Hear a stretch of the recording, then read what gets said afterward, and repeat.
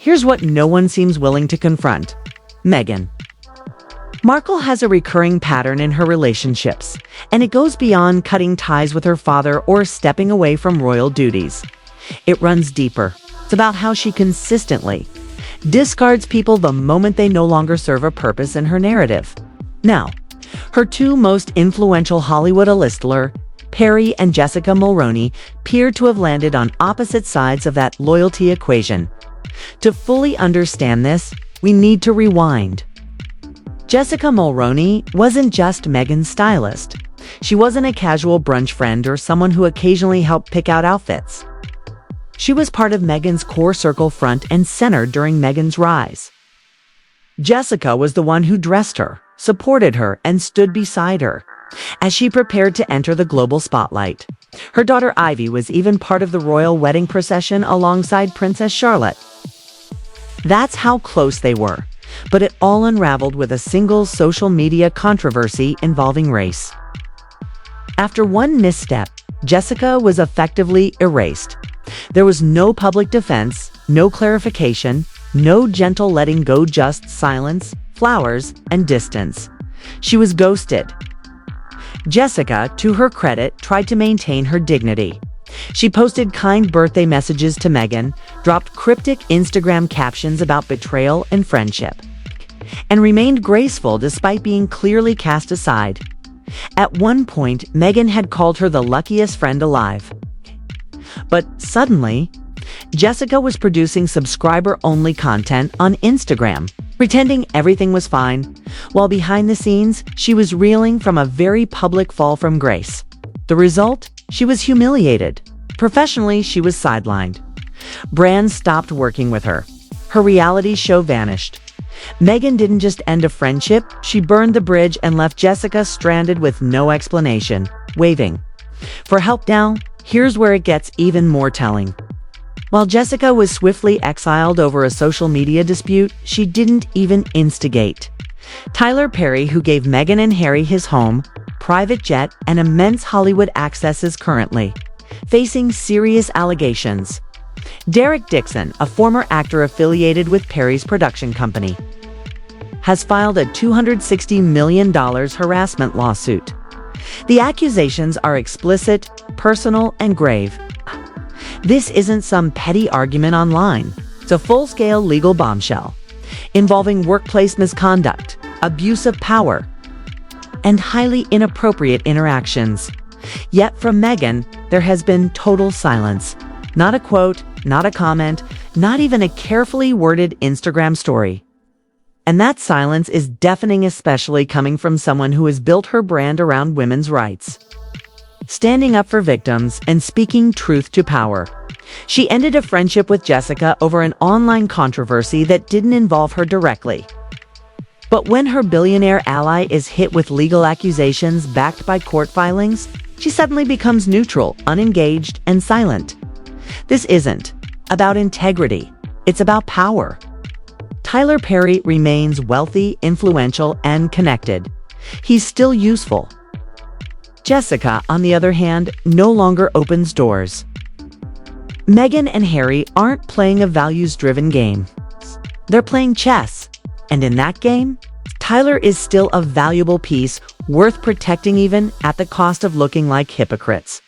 The reality is, Tyler Perry didn't just help them out a little. He gave them a place to live when they fled the UK. A sprawling Los Angeles estate with tight security, full privacy, and a jet that allowed them to escape royal scrutiny.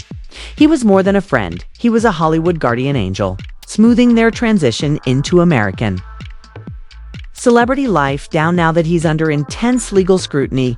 His name dragged through headlines in Hollywood Reporter and beyond. Meghan's refusal to speak says everything. This isn't a minor gossip column flare-up. Derek Dixon, the accuser, is on the record publicly detailing what he says were months of harassment. He describes a toxic environment, inappropriate comments, and even physical boundary violations. This isn't a rumor. This is a lawsuit with a $260 million demand, an amount that suggests either deep clues or someone willing to set fire to everything just to be heard. Dixon's account is even more layered. He claims he didn't know Perry was into men during their professional relationship. He simply wanted to act, to build a career. But what he says he experienced was pressure, manipulation, and unwelcome advances from a man who controlled his career and who, at the time, publicly presented himself as straight. Perry had famously pushed back on sexuality rumors with flippant lines, like, "You think I'm gay? Send your girlfriend over." That's not just denial, that's ego-fueled deflection.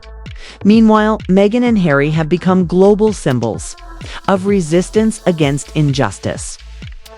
They've spoken extensively about trauma, institutional failure, racism, and press cruelty. They demanded accountability from the royal family. They used Netflix to tell their truth. But now when someone in their inner circle is accused of serious misconduct, their silence is total. Not even a vague statement supporting survivors. Not even a non-committal nod toward accountability. Nothing. Why? Because Tyler Perry is still holding cards. He has connections. He has access. He's tied to influential people like Michelle Obama. He controls valuable Hollywood pathways. And Meghan and Harry know that. They've positioned themselves as brave moral crusaders fighting corrupt systems. But they're now choosing to protect the very system they once claimed to fight because it serves them. Compare that to how they treated Jessica Mulroney. She got dropped like a liability over a clumsy statement in an Instagram fight that wasn't even about Meghan. Jessica never harassed anyone. She never ended up in court. She was simply no longer beneficial to their image.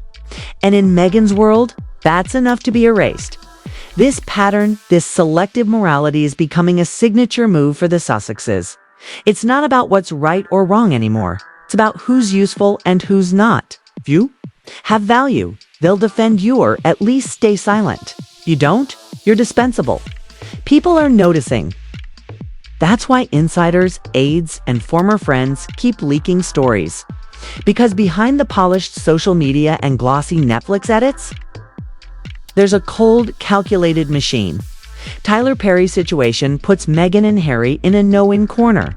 They speak out, they risk upsetting a billionaire ally. They stay quiet. They look like frauds who only care about justice when it's convenient. Either way, the image they've so carefully constructed is beginning to fracture.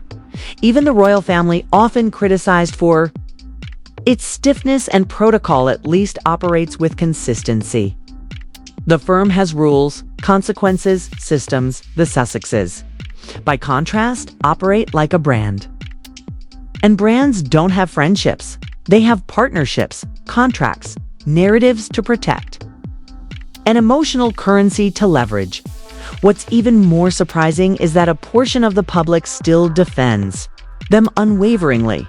There are people who will argue Tyler deserves due process and Meghan is smart not to comment prematurely.